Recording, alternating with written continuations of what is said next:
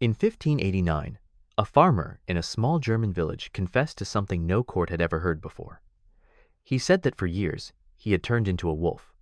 Not metaphorically, he described claws, fangs, a taste for raw flesh. The court believed him enough to execute him for it. That trial is real. It happened. And it's just one of hundreds like it across Europe. For centuries, entire villages were convinced that some of their neighbors turned into wolves. Not occasionally, not symbolically. They believed it was happening right next door. So what were people actually seeing? Because something was happening. People really were changing, just not in the way the legend says. The truth turns out to be three completely different medical conditions stitched together into one myth. And once you see what's actually going on, you'll never read a werewolf story the same way again. Werewolf-like legends don't just exist in Germany. Ancient Greek mythology has Lycaon, a king turned into a wolf by the gods. Norse sagas describe warriors called Ulfhednar, literally wolfskins who fought in animal-like frenzies. French villages recorded over 30,000 werewolf trials between the 15th and 17th centuries. That's not a typo. 30,000. Whatever was happening, it wasn't isolated. It was happening across an entire continent for hundreds of years. So the first question is simple. What did people actually look like when they were accused? In the 1500s, a young boy named Petrus Gonzalez was brought to the French royal court. His entire face and body were covered in thick hair, even his cheeks, even his forehead. He had a rare genetic condition now called hypertrichosis, sometimes still nicknamed werewolf syndrome. His children inherited it too. Several generations of the same family lived with the same condition. They were studied, painted, and displayed as curiosities across European courts for over a century. Hypertrichosis causes hair to grow in places and amounts the body doesn't normally produce it, sometimes covering nearly the entire face. For people who had never seen anything like it, the explanation was obvious. This must be what a werewolf looks like, mid-transformation.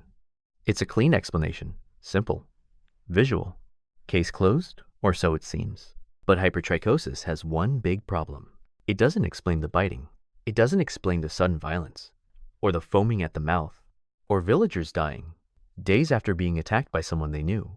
Hair alone doesn't turn a neighbor into a killer, so there has to be something else going on, something that actually changes behavior, not just appearance.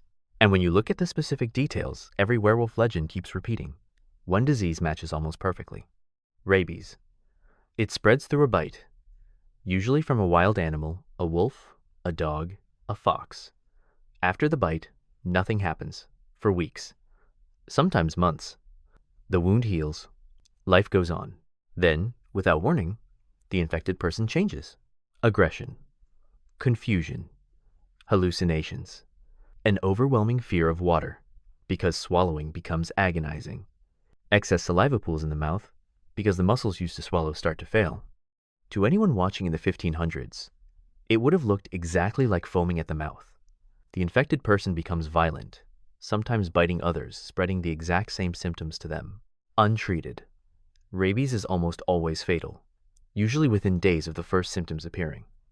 A bite, a hidden incubation period, sudden violence, foaming, spreading through more bites. Then death. That isn't a description of a disease. That's the entire werewolf legend, symptom by symptom. But there's a third piece to this, and it's not physical at all. Clinical lycanthropy is a real, documented, psychiatric condition still recognized today. People with this condition become completely convinced they are transforming into an animal. Not metaphorically. They report feeling fur growing, claws forming, and urge to hunt. Case reports exist in modern medical journals, including cases from the last 20 years. In a time with no understanding of mental illness, someone experiencing this wouldn't have been treated. They would have been accused. So the legend was never really about one thing. A visible genetic condition gave the myth its face.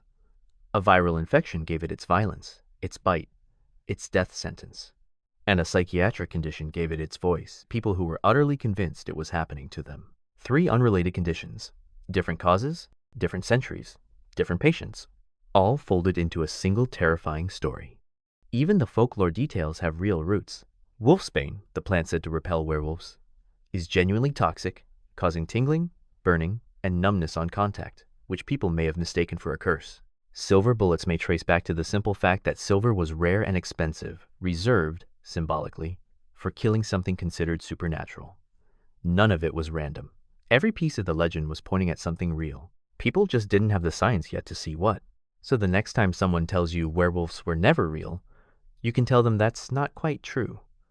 Werewolves were real. We just didn't understand what we were looking at. A bite that changed people completely. A condition that changed how they looked.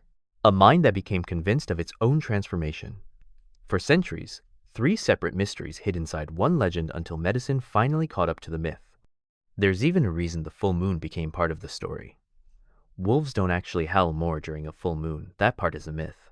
But bright moonlight meant people could see more clearly at night, including anyone acting strangely, or anything moving at the edge of the trees.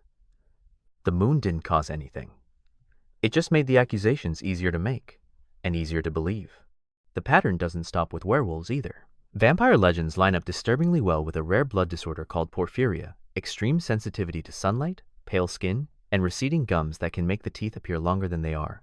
In some parts of the world, zombie folklore has been linked to a powerful neurotoxin capable of inducing a death-like paralysis, followed by a slow, disoriented recovery.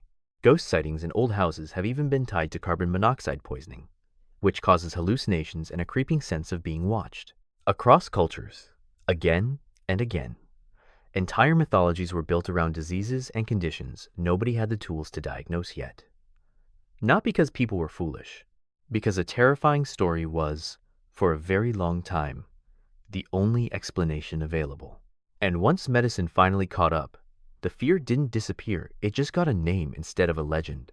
So when you hear about vampires, or zombies, or ghosts, remember the werewolf. The monster is rarely the whole story. Usually, it's just the scariest way anyone had of describing something real. Which raises a strange thought. How many other legends are still waiting for their explanation?